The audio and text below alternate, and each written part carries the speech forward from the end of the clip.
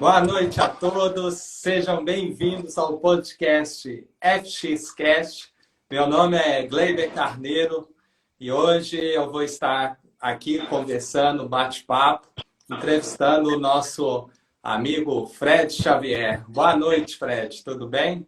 Boa noite, Gleiber. Como vai? Tudo bem, cara? Prazer estar aqui contigo. Muito bom poder conversar com você e conversar com toda a nossa audiência aí sobre assuntos tão importantes como nós vamos falar hoje. O prazer é todo meu. E hoje nós vamos falar a respeito da carreira do executivo. Sabemos dos grandes desafios, das dificuldades, dos problemas enfrentados. E nada melhor você, com a sua experiência dentro desse ramo, para poder ajudar aos demais executivos a trilharem um caminho mais seguro, mais eficaz, para aumentar a renda, expandir a consciência, sem perder a qualidade de vida. Você poderia se apresentar e contar um pouquinho da sua história para quem está te vendo pela primeira vez? Claro, com certeza. Então é um prazer estar aqui. Como eu disse, eu tive uma história bem interessante nesse meio corporativo, né, trabalhando em empresa por quase 30 anos. E eu diria assim, eu sou uma pessoa que desde muito pequeno gostava muito de aprender e de estudar. Então essa é uma coisa que veio comigo, né? Eu costumo dizer que antes de eu entrar na escola eu era um fera em matemática, né? Minha família me demonstrava para os amigos que eu fazia contas bem complexas, né? Então eu já trouxe isso. Só que, por outro lado, eu era uma pessoa muito tímida também. Então eu fui convivendo com essa necessidade de estudar, de aprender, de gostar disso, com a timidez. E até eu entrar na faculdade, eu sou engenheiro, sou formado em engenharia eletrônica pela UFRJ. E assim que eu formei, entrei no meu primeiro trabalho como engenheiro. Eu fiquei alguns primeiros anos de carreira trabalhando como engenheiro em algumas empresas, passei por algumas empresas, até a partir do segundo ano já comecei a me deparar com a necessidade era uma necessidade que as empresas têm e que eu tinha habilidade, que era liderar pessoas. Então eu comecei a já ter equipes para tratar com pessoas e fazer dar resultado com pessoas.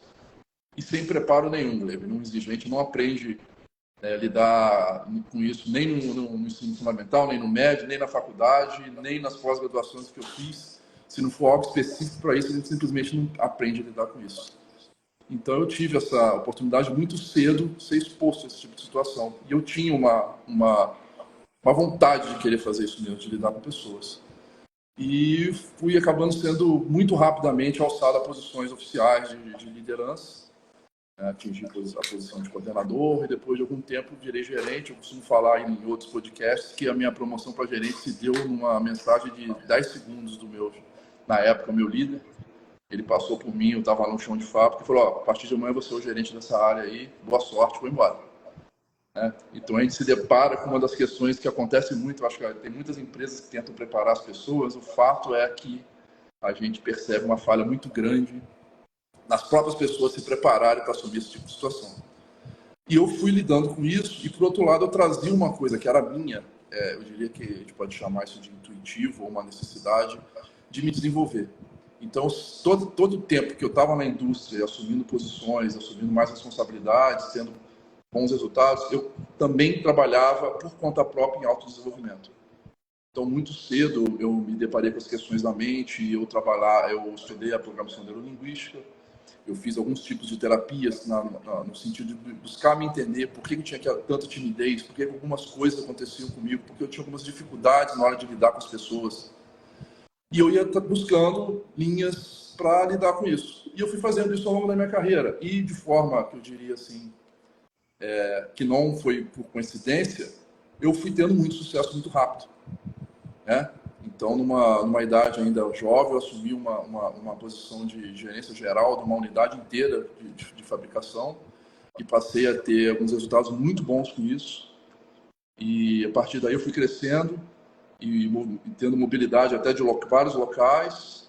Tive uma experiência internacional muito forte na minha carreira, uma coisa que eu tive essa oportunidade também de conhecer outras culturas, outras pessoas, entender como que muda completamente a linha de pensamento e a forma como você tem que lidar com as pessoas em outras culturas, até atingir uma posição de diretoria. Então, fui diretor de uma empresa por alguns anos. E há praticamente 2 anos atrás, eu encerrei essa carreira corporativa e comecei a repensar a minha vida. Vou voltar a buscar me recolocar, tive algumas oportunidades, conversei com várias empresas, mas eu tomei uma decisão de seguir a minha missão. E qual que é essa missão? O que foi uma coisa comum nesse tempo todo, nessa trajetória que eu falei muito rapidamente aqui? As pessoas que trabalharam comigo, elas passaram a ter grande ascensão também profissional, principalmente as que almejavam ter posições de liderança. Então, muitas pessoas que foram meu liderados passaram a assumir posições de liderança. E foram vários casos. Tanto quando eu deixei essa última posição que eu estava, a minha equipe direta, que eu tinha quando eu era o gerente geral de uma unidade, todos eles assumiram ou posição de gerência geral ou de diretoria, atingindo excelentes resultados também. Eu aproveitei esse tempo para fazer uma avaliação. Por que isso tudo aconteceu?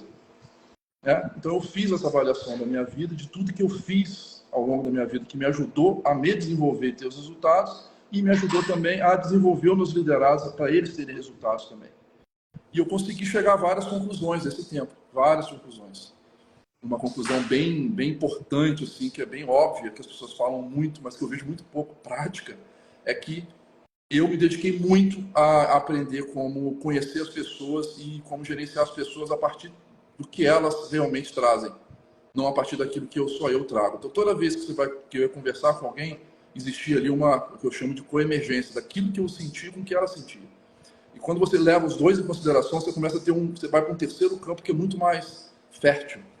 E as pessoas passaram a se desenvolver muito. E eu ouço muito hoje, quando encontro pessoas que trabalharam comigo, falam, pô, com você eu tive os melhores resultados da minha carreira, eu cresci mais, eu aprendi mais, eu me desenvolvi mais. Então, esse é um dos segredos para você realmente atingir excelentes posições. As posições geralmente são dadas para as pessoas que têm os melhores resultados. E eu entendo que é possível você ter liderados que trabalham muito bem, com muita produtividade, crescem muito, têm excelentes resultados, sem com isso você ficar, como eu ouvi muito ao longo da minha vida, várias pessoas, não, eu não quero subir, eu não quero crescer, porque senão eu viro escravo da empresa, eu não tenho mais vida pessoal. E a minha experiência não é essa. A minha experiência é que, em vários momentos, nós temos que nos dedicar muito, trabalhar muito, não estou dizendo isso, mas a gente começa a trabalhar muito mais eficientemente. E essa eficiência passa pela nossa capacidade de liderar pessoas. E liderar pessoas é o que realmente faz a diferença. A diferença entre você ser um excelente líder é que você tem que ser um excelente líder de pessoas. Tá? Então, eu transformei essa experiência toda que eu tive nesses 30 anos, com muito problema, muita coisa boa e muita coisa não tão boa assim, muita puxada de tapete que eu tive, muitas coisas que eu errei e várias que eu acertei. Eu compilei isso e eu chamei no método. Seria um método passo a passo para as pessoas poderem repetir várias coisas que eu fiz que deram certo de uma forma que elas tivessem uma evolução rápida e pudessem atingir esse ponto da carreira que elas olham como passa a ser um excelente líder de pessoas, passa a ser uma pessoa que domina de forma ampla a área que ela está atuando e passa a ter resultados excelentes. E quando você junta essas coisas todas, essas são as pessoas que as empresas querem promover. Então, a minha experiência é essa. Pessoas que fizeram esse contato comigo foram promovidas e é isso que eu quero passar de forma o mais rápido que eu puder para as pessoas que estão trabalhando comigo. Os meus alunos, já tem vários, e a gente tem essa missão de vida, fazer as pessoas melhorarem, ter uma liderança positiva, proativa e de excelentes resultados. Maravilha, meu amigo. E foram quantos anos de carreira como executivo? Chegou a gerenciar até quantas pessoas? Bom, na minha última posição, Gleiber, eu tinha 3.200 funcionários que eram da minha equipe direto e ainda tinha mais 2.000 funcionários que eram de terceiros, mas que trabalhavam diariamente junto com a minha equipe. Não são terceiros, se contar os terceiros itinerantes, que são de projeto, dá muito mais do que isso, mas eles eram 5.000 e poucas pessoas que estavam ali diariamente trabalhando no mesmo local. Então, é uma equipe bastante relevante, eu diria que era uma fábrica de problemas de pessoas, muitos problemas acontecendo. E muita coisa para a gente lidar. Entendi. Foi quantos anos de carreira como executivo?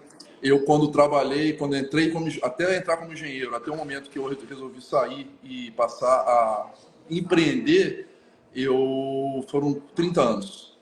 Foram 30 anos nesses momentos. Desses 30 anos, 25 anos, pelo menos, eu tive liderança formal, cargo de liderança, e eu diria que eu trabalhei basicamente só 1 ano e meio, talvez quase 2 anos da minha carreira, sem ter uma liderança informal. Quer dizer, como líder de pessoas desde basicamente o início da minha carreira. Maravilha. Eu vi você relatando a sua experiência, que teve bastante crescimento e ajudou outros executivos também abaixo de você a serem promovidos na carreira através do desenvolvimento humano. Eu gostaria que você falasse mais a respeito disso e qual foi o momento de maior frustração seu e como que você lidou com essa frustração no momento de uma promoção? Olha, Glebe, primeiro, eu diria que entender esse real papel, quando você assume uma liderança, se for líder de 2 pessoas, você precisa entender isso. A partir do momento que você tem pessoas que trabalham com você, o seu papel é fundamentalmente ficar o tempo todo fazendo essas pessoas melhorarem e fazerem o melhor que elas podem. Tá? E eu percebia muitas vezes as pessoas indo para posições pelas que a gente chama de hard skills. O cara é bom de fazer planilha, botava ele fazer um monte de planilha.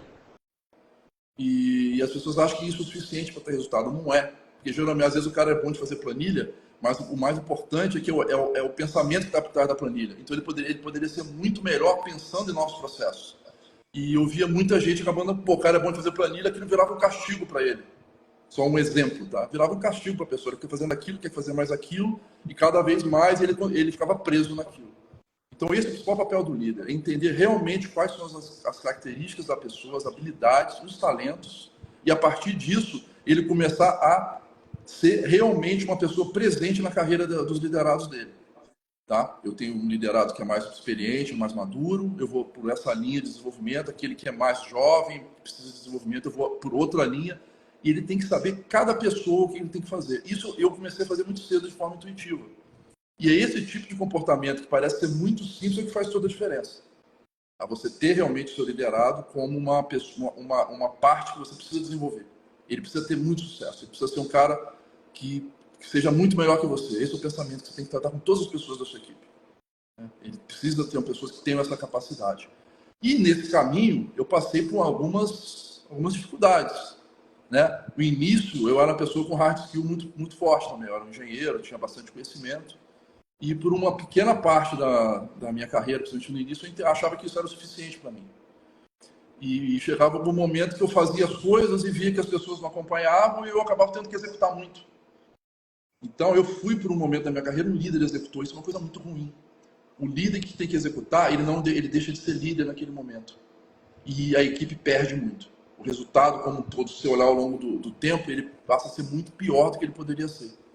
Então, essa foi uma das coisas que eu me deparei logo no início, quando eu virei um líder. Ainda era um líder, mas que eu queria fazer lá. Eu programava o computador, eu queria fazer as programações. Eu ia para trabalhar com automação, eu ia lá e fazia as coisas. E muito rapidamente eu vi que isso não estava dando o melhor resultado. Eu estava cada vez mais trabalhando, cada vez mais ficando até mais tarde, cada vez mais final de semana, de madrugada trabalhando. E eu entendi, isso não pode ser assim, eu tenho que fazer alguma coisa. Então, essa foi a primeira vez que eu me deparei com esse assunto e a solução é muito simples. Você olha o que as pessoas que estão com você precisam aprender e fazem elas se motivarem a aprender. Né? Equipe que está aprendendo, isso é uma coisa que eu também entendi muito cedo na minha carreira. A equipe que está aprendendo é um dos grandes fatores para elas ficarem motivadas. Se elas se sentem aprendendo, as pessoas que querem crescer, principalmente, ficam muito motivadas. Né? E a partir daí, eu fui trabalhando cada vez mais esses aspectos.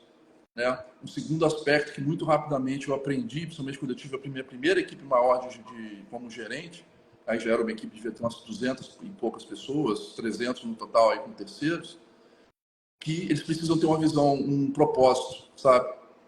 Então, eu já tinha lido alguns autores falando sobre isso, mas eu não tinha vivido na prática.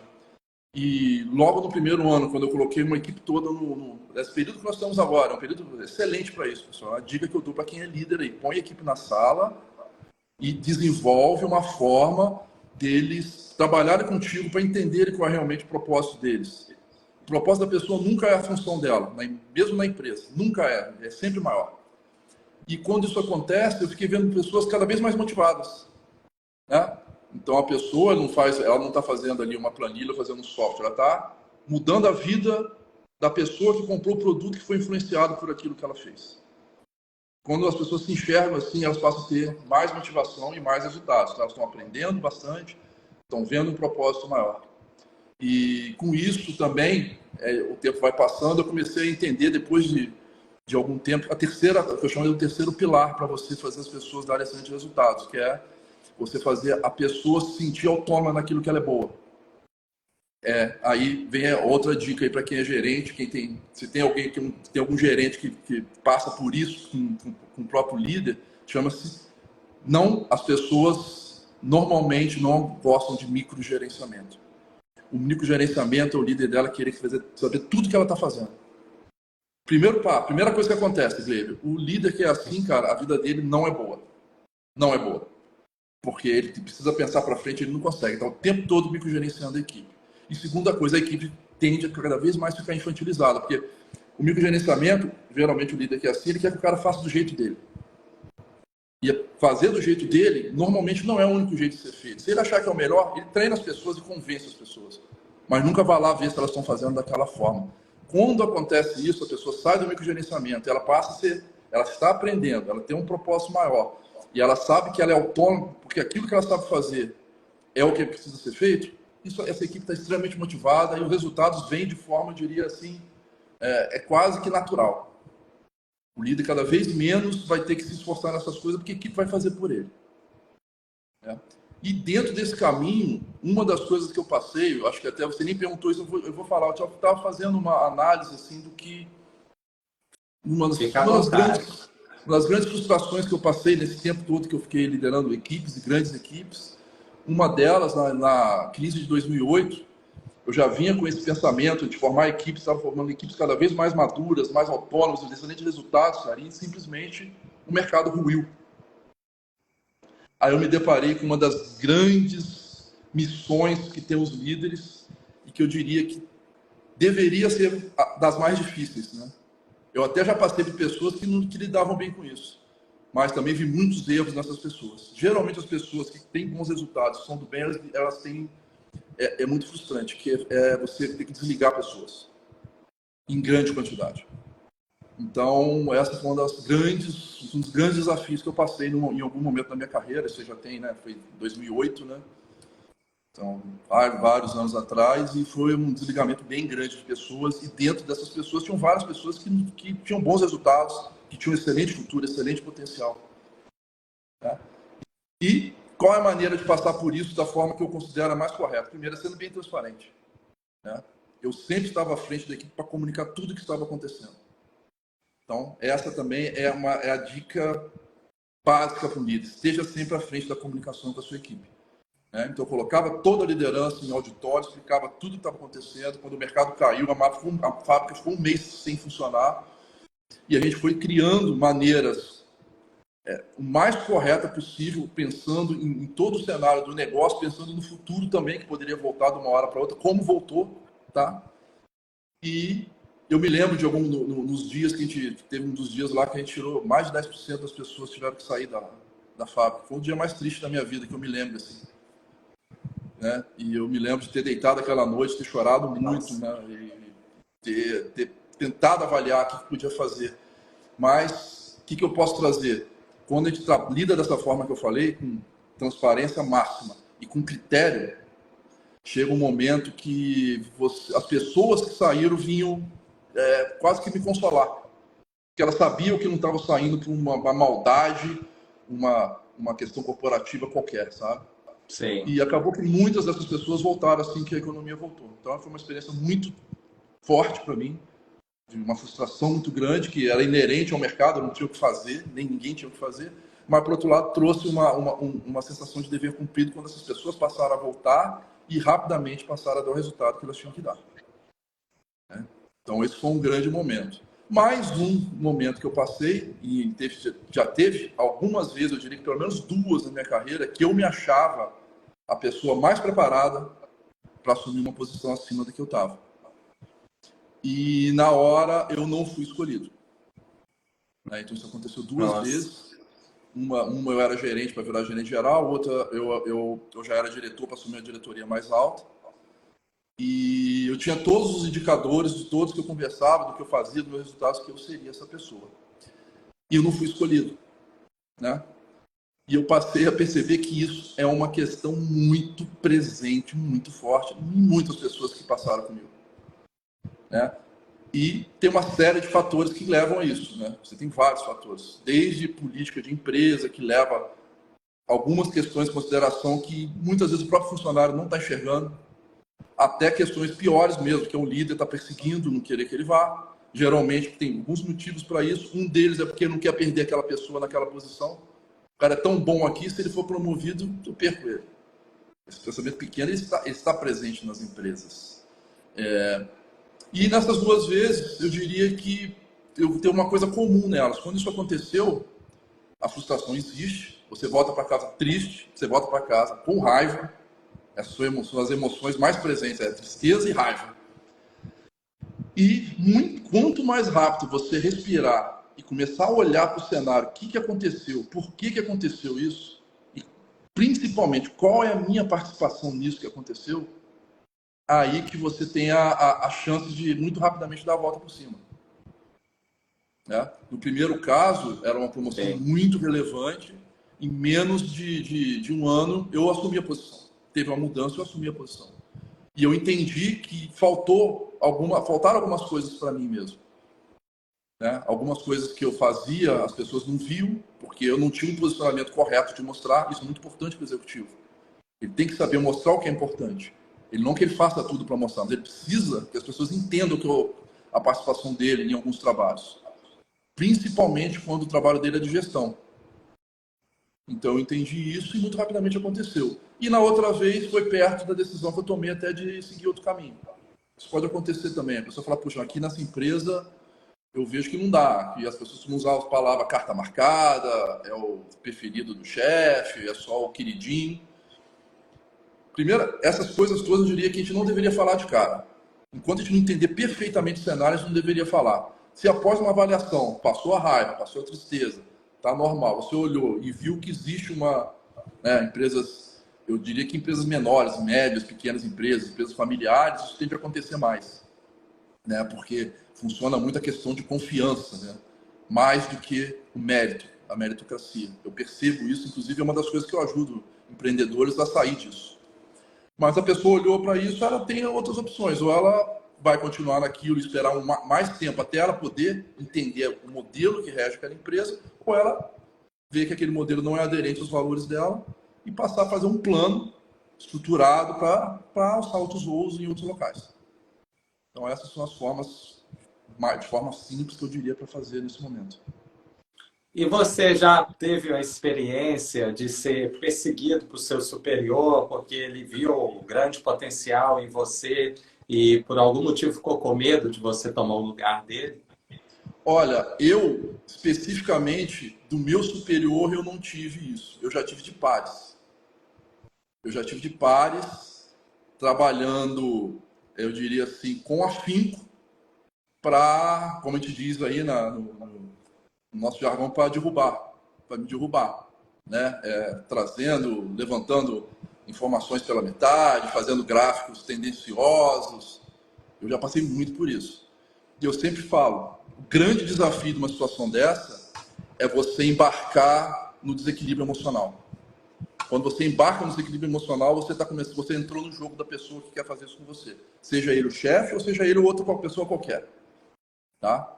Então, interessante. Primeiro coisa que tem que fazer é não embarcar no desequilíbrio emocional. Eu sempre falo, recebeu uma coisa torta que você viu que está tendenciosa para dar uma informação errada para alguém, antes eu brincava, desliga o computador, arranca da tomada, agora é notebook, antigamente arrancava da tomada e desligava, né? O notebook ele não desliga, aperta o botão, desliga ele, para não cair na tentação que é a pior possível, que é você responder àquela informação, aquele ataque, vamos dizer assim, de forma emocional. É muito raro que numa situação dessa você consiga dar a resposta correta.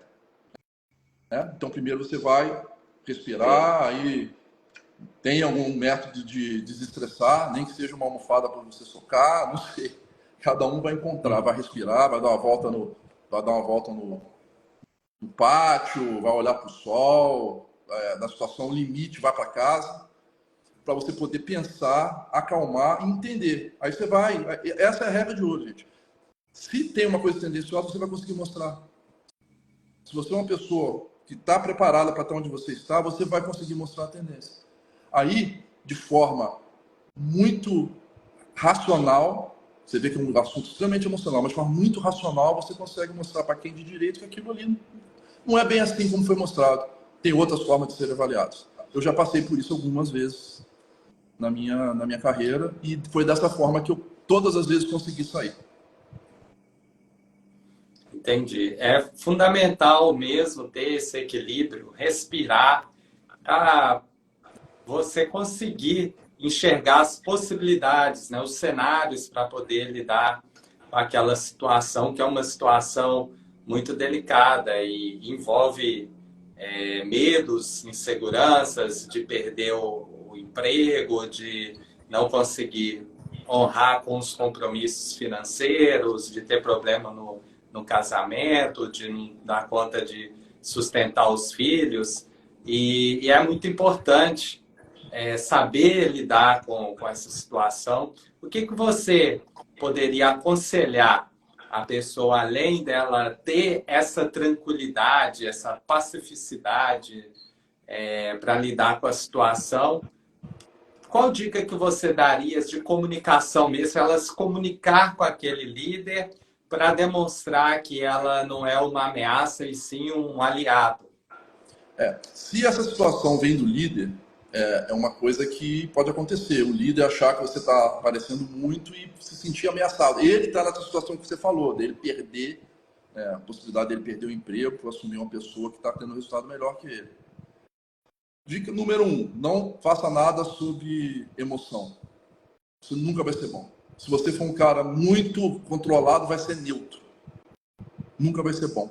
Então, número 2, entenda o cenário que está colocado essa pessoa que está te atacando. Olha o que eu estou te falando. Parece que a gente tende a polarizar, né? Um para cada lado, um se entrincheira de cada lado.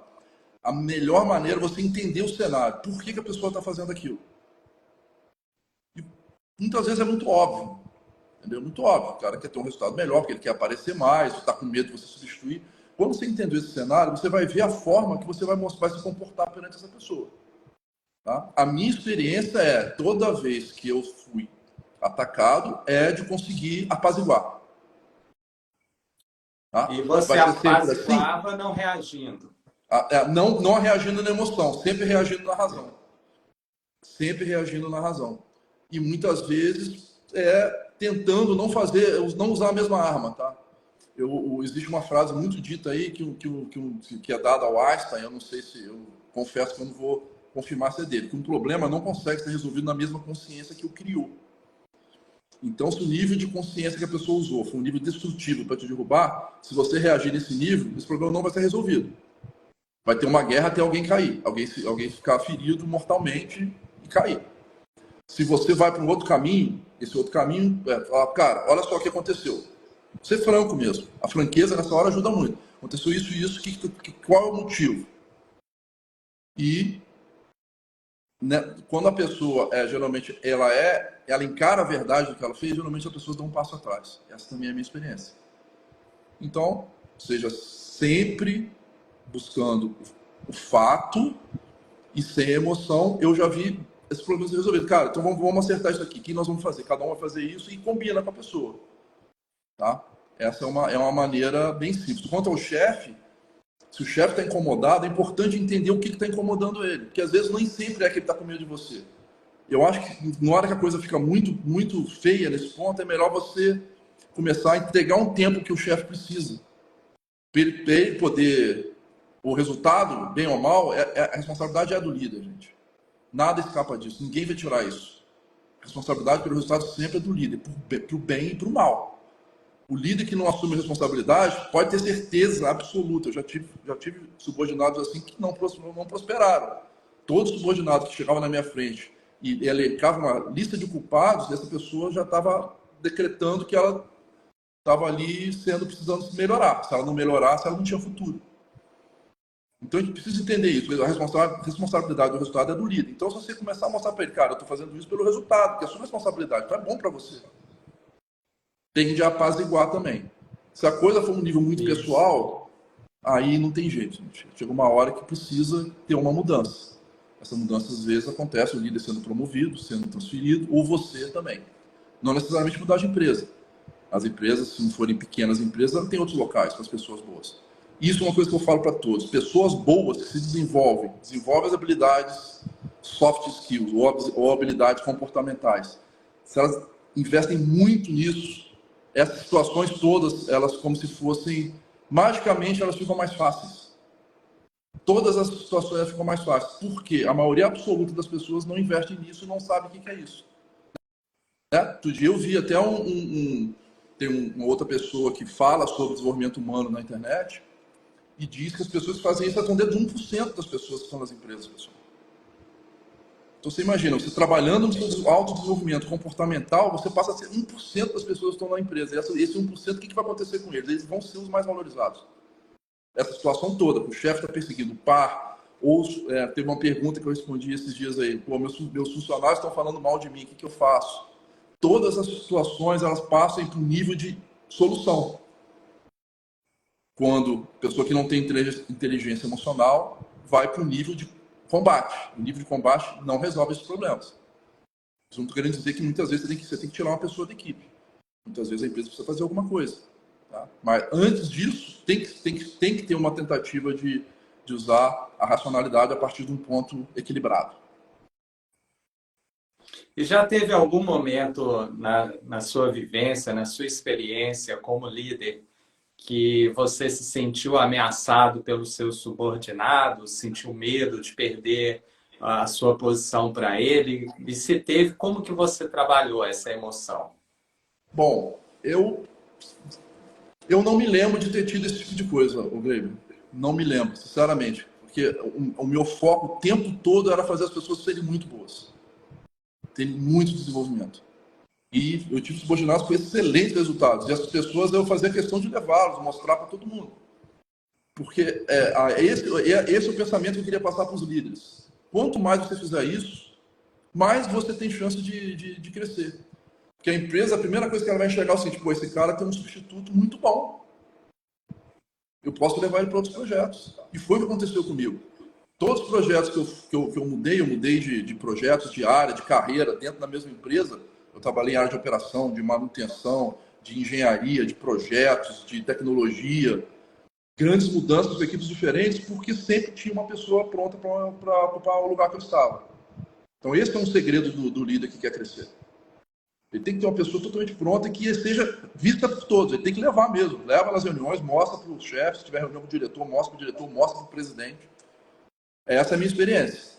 É muito interessante essa visão que você traz, que é uma visão muito nova. E tenho certeza que muitos executivos não pararam para pensar sobre isso, que às vezes a limitação que você está colocando no seu subordinado é a limitação que você está colocando em si mesmo. Porque o seu subordinado, você não dá espaço para ele crescer, consequentemente você também não cresce. E às vezes seu superior, o dono da empresa, vai pensar o seguinte, assim, bom, eu não posso promover fulano, eu não posso mudar o ciclano de posição, porque se eu mudar, quem que vai ocupar o lugar, né? Quem que vai ocupar a vaga? Exatamente isso. Eu vejo muito isso. A pessoa ela fica cada vez mais congelada onde ela está. E quando você congela onde você está, você tem duas chances. Você ficar um tempo grande ali e ninguém mexer com você. Ou a empresa falar assim, cara, eu preciso mexer. Hoje o mundo, a frequência da mudança que acontece em todos os setores do mundo, hoje a gente não fala mais o ISD, o ESG, né, que é você trazer outros tipos de informações de diversidade, de meio ambiente, de governança para dentro das empresas. Isso não é mais uma coisa simplesmente para preencher papel e dizer que a empresa tem. O executivo precisa mudar. E essa é só uma das mudanças que estão vindo de várias outras. As gerações que estão trabalhando aí, as mudanças que nós tivemos com a pandemia, a tendência é cada vez mais virem mudanças maiores. Se a pessoa é uma pessoa que quer congelar, deixar a equipe fazendo o feijãozinho com arroz que dá resultado, e vai ficar naquilo, a tendência dessa pessoa é não durar muito tempo nas empresas mais. Então ela precisa conhecer o novo, ela precisa se transformar, e ela precisa desenvolver as pessoas. Com essas três coisas, ela tem grande chance, porque outra coisa que está acontecendo muita mobilidade. Você vê, é muito raro uma pessoa entrar numa empresa e ficar 30 anos na mesma empresa. As pessoas mudam, elas saem, elas têm outras questões, elas vão morar no exterior. Tive várias pessoas da minha equipe que mudaram para o exterior. Saíram da equipe e foram para o exterior em busca de novas oportunidades. Então, isso tudo acontece, é muito vivo. E nessa mobilidade toda, as pessoas que estão mais aptas a ser flexíveis, essas pessoas são as pessoas que vão assumir as posições. E flexibilidade, nesse caso, é você não ser congelado numa posição só. Você aprender a aprender muito rápido. Maravilha. Eu li só para completar, eu li uma frase do Nietzsche hoje que eu achei muito interessante. Falou assim, se você perguntar se eu tenho uma opinião formada, eu vou falar assim, eu tenho várias opiniões. Agora, você nunca vai me queimar por causa de uma opinião minha. Ele falava me queimar ser jogado na fogueira. Eu nunca vou ser jogado na fogueira por causa de uma opinião minha. Agora, se eu um dia falar para você que eu não quero mudar de opinião, aí você pode me jogar na fogueira. Porque as informações novas vêm, pessoal. As informações novas vêm e ela tem que transformar a nossa mente. Ela tem que ir. Não significa você indo de um lado para o outro de forma desvairada. Você entender que você vai aprender e o aprendizado traz novos pensamentos. É isso que eu tenho que falar para todo mundo. Maravilha. E já aconteceu também, dentro da sua história, a empresa ela não ter a função, né, um cargo específico, mas ela promover pessoas da sua equipe, do seu time, aumentando o salário, né, e reconhecer, com medo de perder o seu subordinado para um concorrente. Isso já aconteceu? Já aconteceu algumas vezes. Né? Já aconteceu da forma que eu chamo, que é uma forma muito positiva, que é a empresa colocar a pessoa numa posição e formar essa pessoa já visando uma posição melhor para ela. Tá? E eu volto a falar, minha empresa tem plano de carreira, ninguém mexe, não vai para lá. Todas as empresas que eu passei e as que eu converso com muitas empresas, já viajei para muitos locais, conversando com muitas empresas. O funcionário que se destaca, ela dá um jeito. Ela cria uma situação. E já aconteceu também, tá, Glebe? Isso eu preciso falar de pessoas que querem fazer alguma coisa e promovem uma posição errada. Uma posição que não era o talento daquela pessoa. Então a pessoa estava com um talento muito forte para cuidar de uma área operacional, aí você pega ela, promove uma área de projetos, que é uma outra mentalidade, mas que a pessoa não estava pronta para aquilo e a pessoa que não tem resultados bons. Né? Então essas duas coisas acontecem. Mas o que eu diria? A pessoa que se prepara, se vai virando 1%, né? Ela vai ter espaço para ser promovida. Agora, isso é uma decisão muito pessoal, porque não é simples, pessoal. Não adianta sentar no sofá no domingo e ler um livro do Daniel Goleman. Né? Daniel Goleman, para quem não conhece, é um dos que falam muito sobre isso. E chegar à conclusão que se mexeu. Isso é uma das coisas que eu aprendi na minha carreira. Né? Você lê muita coisa legal, tem que ser assim, tem que ter um autoconhecimento, tem que ter autogestão, tem que ter a gestão dos relacionamentos, gestão das equipes. E você vai lendo aquilo e vai achando lindo. Se você não praticar e não entender por que você não consegue fazer aquilo tudo que está escrito no livro, o livro vai deixar de ser lindo em uma semana. Você vai ter que ler de novo. Quer dizer, não virou prático. E o que faz a pessoa crescer e ser promovida é quando ela vê essas coisas e transforma a vida dela. Essa transformação vem a partir dos exercícios de autoconhecimento para aquilo virar prática. Ela entender por que ela tem alguns comportamentos que atrapalham ela e trabalhar para mudar esse comportamento de forma profunda. E é isso que eu me proponho. É isso que eu fiz comigo mesmo. Isso que eu fiz, várias pessoas das equipes que trabalharam comigo, e é isso que eu proponho fazer agora para quem quiser trabalhar comigo. Maravilha.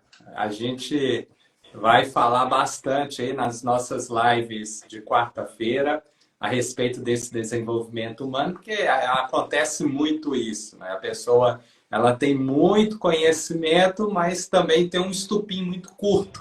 Então, mesmo tem bastante teoria, o que deve, o que não deve fazer, mas na prática ela tem dificuldade de colocar essa disciplina, de ter essa mudança de hábito, de ser mais paciente, Perfeito. mais tolerante, enfim.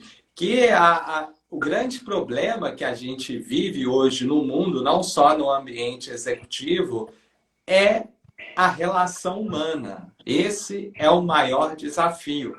Então, por isso que eu acho essencial, dentro dessa proposta do FXCast, trabalhar essas questões da relação humana. Não adianta a pessoa... Eu já tive essa experiência mesmo na faculdade, né? De professores assim que tinham um currículo assim, até de pós-doutorado lá nos Estados Unidos, na Europa, mas eram péssimos professores. E às vezes professores que só tinham uma pós-graduação, eles tinham uma maestria para poder ensinar também, sim, fabulosa. E eu vejo que isso se deve bastante a essa questão da relação humana, da empatia humana, né? De você Eu não tenho a saber se menor dúvida, comunicar. Blake. Eu não tenho a menor dúvida. Isso acontece nas empresas também. Você pega Sim, líderes com PhDs e o líder que às vezes não tem nem nível superior dando show nele. Qualquer pessoa, volta a falar, qualquer pessoa que queira, que tenha um índice cognitivo normal, né? E que queira aprender e se esforçar nesse sentido, pode atingir altas lideranças. E tem vários exemplos aí. As empresas põem regras, ó, tem que falar inglês, tem que ter MBA, tem que ter pós-doutorado, e elas mesmas tiram as regras quando aparecem essas pessoas. Já vi isso acontecer algumas vezes. Eu já tive um chefe por um período que ele queria que os diretores todos fossem doutores, né? Eu não tenho doutorado. Então, por um breve período, passou a ser uma barreira até ele me conhecer. Entendeu? Aí, essas habilidades que nós estamos falando são essas que entram e mudam o jogo, mudam o resultado, as equipes dão excelentes resultados. Como é que você não vai ficar com uma pessoa que tem excelente resultado com as equipes? maravilha. Não adianta só no papel, porque na verdade o que as empresas querem é lucro, é resultado. Sim, no final é. Então, às vezes o currículo é a autoridade do profissional. Tem inglês, tem pós-graduação e tal. Agora, nada mais vai impactar do que o dia a dia. O resultado que aquela pessoa é capaz de gerar. Porque ela pode ter um diploma lindo, maravilhoso, mas se a prática não condizer com aquele currículo dela, então nada adianta. E você acha que às vezes esse profissional muito qualificado, mas que não é reconhecido, se deve às questões de relação humana, relações humanas? Eu diria que a tendência é que sim. A gente fala nas empresas aí, as pessoas que trabalham em empresas devem ter ouvido isso várias vezes. Poxa, contratou o cara pelas habilidades técnicas dele, pelo currículo técnico, e foi demitido pelas habilidades comportamentais. Seria o grande jargão que se usa, né? E, na verdade, o que eu defendo você deveria contratar a pessoa pelo parzinho, comportamento e habilidades também, técnicas. Você precisa. Não adianta também você querer o cara mexer com automação industrial e pegar lá um engenheiro civil que nunca viu isso na vida. É claro que isso é importante até certo ponto. Mas quando você já considera as habilidades comportamentais desde o início, quando o líder vai contratar alguém, ele já olha para isso, a tendência dessa pessoa ter um sucesso muito grande. Que ela vai olhar, vai se desenvolver. Eu defendo isso, né? Porque as crianças olhem para isso. Né? Você precisa dar inteligência emocional para as crianças, que elas vão chegar a ser adultos muito melhores do ponto de vista de comportamento. Né? E eu já vi isso várias vezes, tá? De pessoas com excelentes currículos sem péssimos resultados. É igual você falou, você tem pós-doutorado, uma pessoa liderar já dá problema. As pessoas tendem a não querer aceitar nada, porque tem muito conhecimento. Isso não é regra, tá? Só dizendo que eu já vi isso. Ela tem muito conhecimento, então ninguém que trabalhava com ela estava certo. Como é que você gerencia uma equipe assim? Então tinha que botar uma equipe só de pós-doutores para cuidar de uma fábrica. Não funciona. Excelentes técnicos, mas péssimos gestores. Péssimos gestores e péssimos comportamentalmente. Péssimos comportamentalmente. Não sabe enxergar. O líder, a partir do que ele virou líder, a principal habilidade dele é saber enxergar o liderado dele. Do ponto de vista do liderado. Para ele poder, a partir dali, fazer essa pessoa melhorar o desempenho. É isso. basicamente, de forma simples dizendo, é isso. Maravilha, muito bom mesmo essa entrevista contigo, esse bate-papo.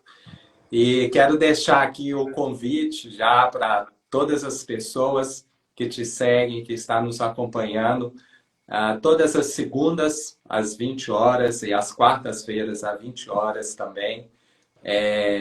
Estaremos aqui com o Fred Xavier na apresentação deste podcast. Às segundas-feiras vamos falar as questões de carreira, de crescimento da carreira, como que você pode aumentar a sua renda, né, ser promovido sem perder qualidade de vida para isso. E nas quartas-feiras a gente vai entrar um pouco na questão internas, de como trabalhar a inteligência emocional, o equilíbrio, o autocontrole, a comunicação, para poder melhorar o desempenho da sua equipe, o que é uma coisa fundamental para gerar resultado para as empresas.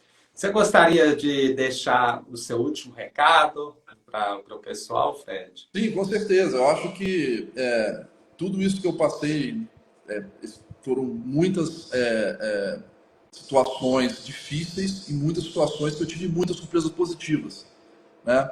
Eu diria que é possível aprender. É possível aprender, né? A gente fala assim, talentos são importantes. Talentos são importantes. A partir do momento que a gente tem um talento para estar numa empresa, dando o nosso trabalho e fazendo coisas boas, é possível aprender tudo isso que nós vamos falar aqui.